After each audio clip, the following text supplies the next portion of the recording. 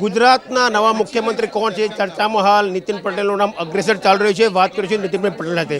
જી નીતિનભાઈ, જે રીતે અનેક નામો ચર્ચામાં હતા અને હાલ તમે અગ્રહણમાં ચાલી રહ્યા છો, જો તમારા સિરે જવાબદારી આવશે તો શું રહેશે ગુજરાતની પ્રાથમિકતા?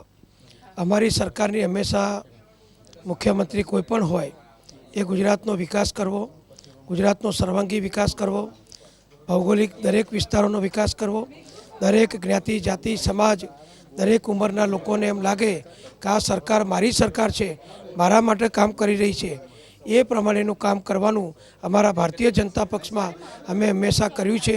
માનનીય નરેન્દ્રભાઈ મોદીએ ગુજરાતની વિકાસ યાત્રાની જે મજબૂત પાયો નાખ્યો છે એ મજબૂત પાયાને અમારી સરકાર અને અમે બધા જેમને જવાબદારી મળે એ બધા સાથે આગળ વધારીશું। જે રીતે જોવામાં આવે કે બે મોટા કાંડ થયા, એક પાટીદારના મત આંદોલનને ઉનાકાંડ થયો, ત્યારબાદ ભારતીય જનતા પાર્ટીએ નેતૃત્વ બદલવાની ફરજ પડી। ક્યાંક ને ક્યાંક લાગે છે કે જૂથવાદ હાવી થઈ ગયો ભારતીય જનતા પાર્ટીમાં? કોઈ પણ પ્રકારનો જૂથવાદ નથી। મુખ્યમંત્રીશ્રી એમની 75 વર્ષની ઉંમરને ધ્યાનમાં રાખી સામેથી સ્વૈચ્છિક રીતે રાજીનામું આપ્યું છે, એટલે કોઈ જાતના જૂથવાદ કે માગણીના કારણે કે દબાણના કારણે રાજીનામું આપવાનો પ્રશ્ન નથી।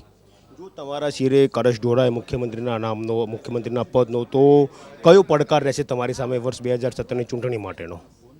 ગુજરાતમાં અનેક કામો આગળ વધારવાના છે।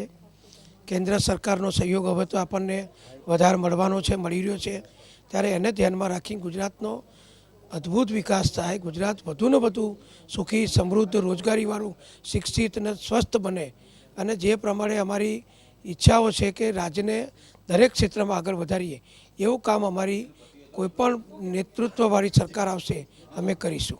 તમે માનો છો કે ગુજરાતમાં છેલ્લા કેટલાક સમયથી જ્ઞાતિવાદને પ્રાધાન્ય મળી રહ્યું છે અને ક્યાંક ને ક્યાંક એ આવનારી ચૂંટણીઓમાં પણ અસર કરશે? ભૂતકાળમાં જ્ઞાતિવાદ કોંગ્રેસે ખૂબ મોટા પ્રમાણમાં ઊભો કરેલો। અગાઉ તો જે ચૂંટણીઓ લડાતી હતી એ ફક્ત જ્ઞાતિ જાતિ આધારિત લડાતી હતી।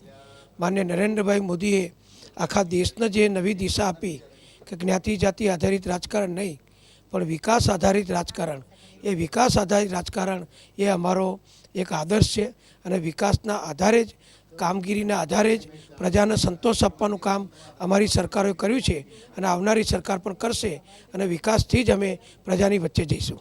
છેલ્લો સવાલ, જો તમે મુખ્યમંત્રી બનો છો તો સૌથી પહેલું પ્રજાલક્ષી કામ તમારા તરફથી કયું રહેશે?